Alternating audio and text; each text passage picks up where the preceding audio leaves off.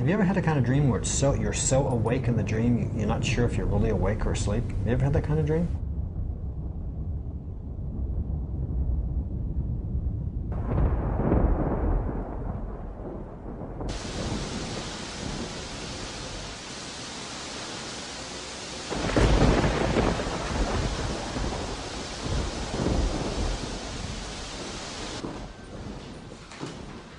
I once had a dream where this weird creature walked into the wall. It says, "Quick, who wrote the famous novel by Herman Melville, and what was the author's name?" And I go, "Oh, don't tell me. I know, it's on the tip of my tongue." I don't know where it came from, but it's such a complicated answer.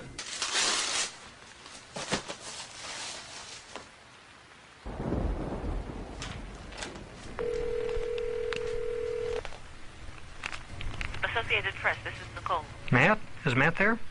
Matt Slagle, Matt Otero, or Matt Curry? Oh, sorry, Matt Slagle. Okay, just a second. Thank you. When you have finished recording, you may hang up or press 1 for more options. So Matt, this is Walter Day, calling back from Twin Galaxies about the Pac-Man 25th anniversary story. In 1981, the arcade scene was very big.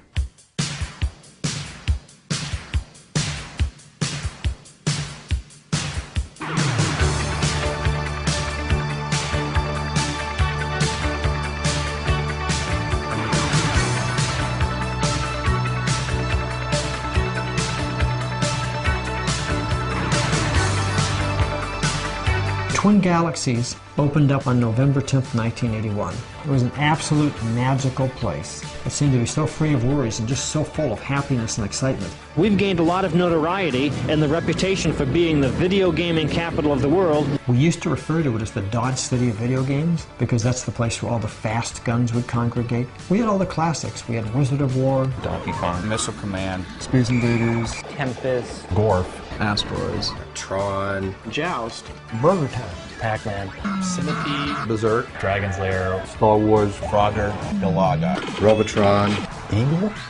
Something like Eagle. There were several games that sucked.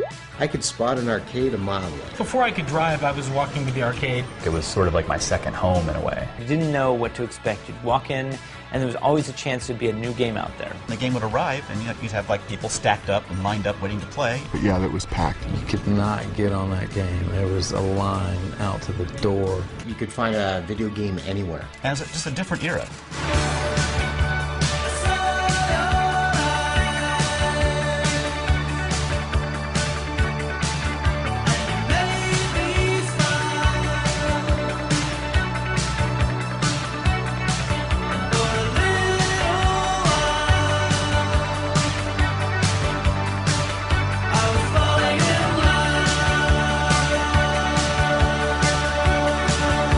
Then the opportunity suddenly popped up. A kid named Steve Jurassic played Defender nonstop on one quarter and ended up with 23 million points. So I called up Williams Electronics in Chicago and asked them if this was a world record. And they said, "We don't know." And so I offered to keep track of the scores for the industry. For some crazy reason of divine faith, they all said, "Yeah, when anybody calls about scores, we're going to send them to you." Send your playing techniques or high scores to the International Scoreboard in Ottumwa. I was the official scorekeeper for the video game industry. Here are the top finalists. And within months, we were getting 30, 40, 50 phone calls a day. And so I called out to Ottumwa, I went and talked to these people. And we ended up calling up Walter. I contacted Walter. Walter put together the only infrastructure that serious video game players could even become attracted to. There was nobody else trying to do this. Walter was the only person. I remember talking to him on the phone. I think you just called him. And I called the phone number, and Walter answered. Walter. Walter Day. I looked at the scoreboard and I saw that there were some people who were just obviously superstars. What I found out was, though, that I wasn't just the best player in my arcade. I was one of the best players in the country.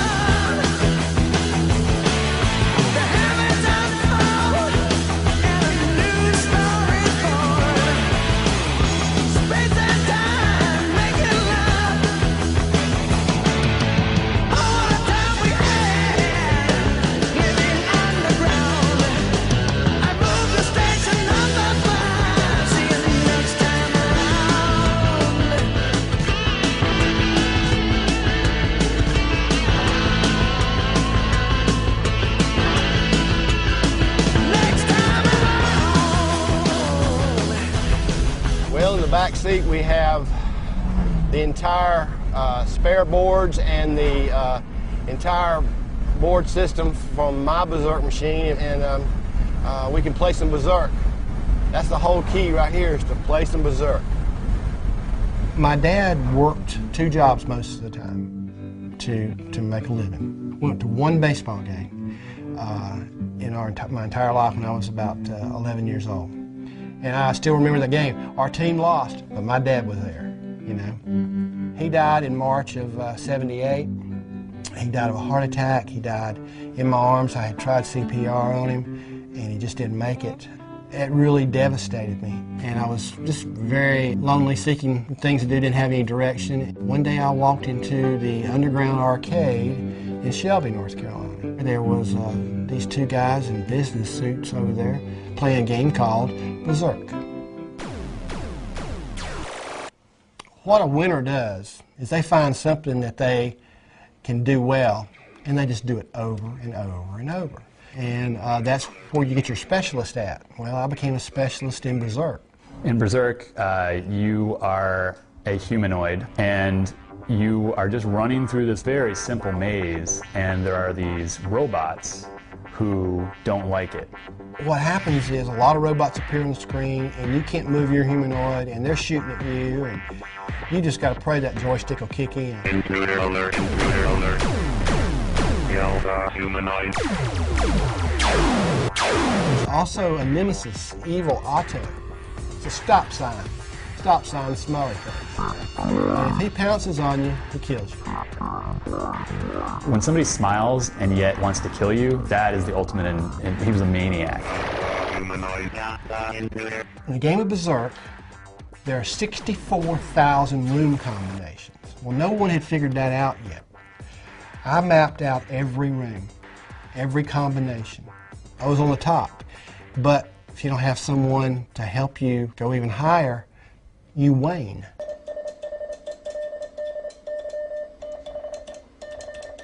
I was a chemical engineer, mostly in the lithium industry. I was laid off from work in 1982. And Ron Bailey would prove to be an interesting fellow to meet. His major interest in his life was ham radio. I thought he'd have a little box sitting on the table. This guy had rooms full of stuff. I have a motto, nothing in moderation. He had a tower that was over 90 foot high that you could actually walk up a ladder. Destroy the intruder. Kill the humanoid. I didn't know this guy was a closet Berserk player.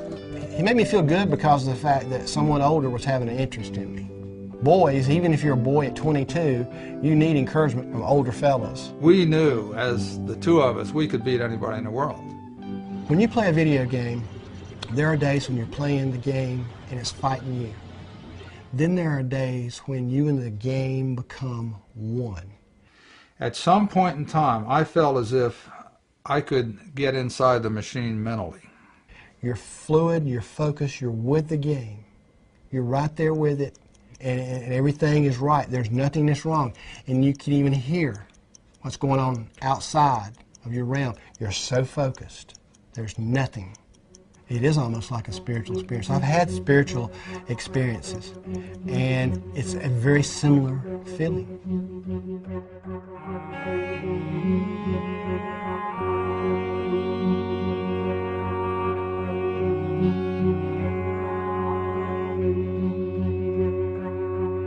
When you're playing that game